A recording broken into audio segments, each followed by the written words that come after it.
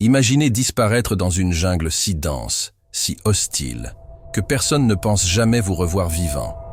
Plus de téléphone, plus de cartes, plus de repères. Juste vous, face à la nature sauvage. Combien de jours tiendriez-vous? 5? 10? Lui y est resté 17 ans. Oui, vous avez bien entendu. 17 ans, seul dans la jungle, avant de refaire surface comme un fantôme du passé.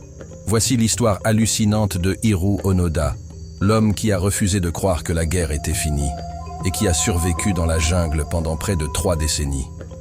Décembre 1944. Hiroo Onoda, jeune officier du renseignement militaire japonais, est parachuté sur l'île de Lubang, aux Philippines. Il reçoit un ordre clair. Tu ne te rends pas. Tu ne te suicides pas. Tu continues la mission, même si cela prend des années. Peu après son arrivée, les Américains reprennent le contrôle de l'île. La plupart des soldats japonais sont tués ou capturés. Onoda, lui, s'échappe dans la jungle avec 3 autres soldats. Il refuse de croire à la défaite. Il s'organise en petits groupes de guérilla, convaincu qu'il doit continuer la guerre. La jungle de Lubang est impitoyable.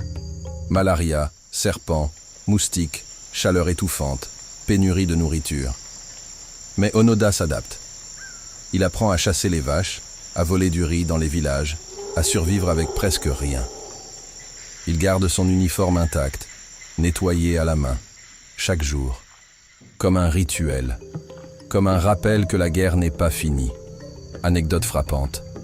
En 1950, l'un de ses compagnons, Akatsu, décide de se rendre. Il quitte le groupe, est récupéré par les autorités philippines et retourne au Japon. Quand Onoda apprend qu'Akatsu a parlé à la presse, il le considère comme un traître. Pour lui, les ennemis ont utilisé Akatsu pour créer de faux tracts, de fausses radios. Tout est manipulation. Les années passent. Onoda et ses 2 derniers compagnons tendent des embuscades à la police locale. Ils sabotent des cultures, incendient des granges. Ils vivent comme des fantômes dans la forêt, toujours en alerte. En 1959, un autre de ses compagnons, Shimada, est abattu lors d'un accrochage avec des villageois. Onoda est désormais seul. Il n'a plus personne. Mais il continue. Il trouve des journaux, entend parfois des transistors laissés allumés. Il entend parler des JO de Tokyo, de l'atterrissage sur la Lune, mais pense que ce sont des manipulations psychologiques. Autre anecdote incroyable, en 1972, il tire sur 2 policiers philippins. L'un est tué. Cet événement déclenche une nouvelle vague de recherche, pensant que c'est un survivant japonais. Mais Onoda, comme une ombre, disparaît à nouveau dans la jungle. En 1974, un jeune japonais excentrique nommé Norio Suzuki annonce à ses proches qu'il part à la recherche de 3 choses étranges: le panda, l'abominable homme des neiges et Hiroo Onoda. Contre toute attente, il trouve Onoda après seulement 4 jours de marche dans la jungle. Onoda est méfiant. Il parle avec lui, mais refuse de quitter son poste. Il dit « Je ne partirai que lorsque mon supérieur me donnera l'ordre ». Norio retourne au Japon.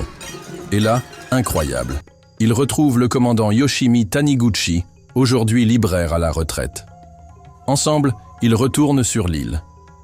Le 9 mars 1974, Taniguchi, en uniforme, se tient devant Onoda et lui dit « La guerre est finie.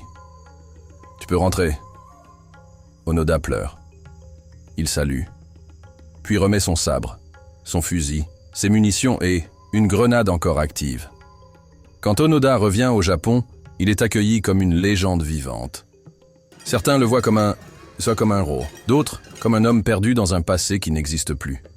Il dira plus tard « Je suis désolé d'avoir tué des gens innocents, mais je n'ai fait que suivre mes ordres. » Il ne se reconnaît pas dans le Japon moderne. Il part vivre au Brésil, ouvre une ferme, puis revient plus tard pour ouvrir une école de survie. Il meurt en 2014, à 91 ans. Hiroo Onoda n'a pas simplement survécu à la jungle. Il a survécu à la solitude, au doute, au temps lui-même. Il a vécu dans un monde figé en 1945, alors que tout le reste avançait. Son histoire est dérangeante, fascinante, tragique. Une preuve que parfois, la guerre la plus difficile à quitter, c'est celle qu'on se livre à soi-même.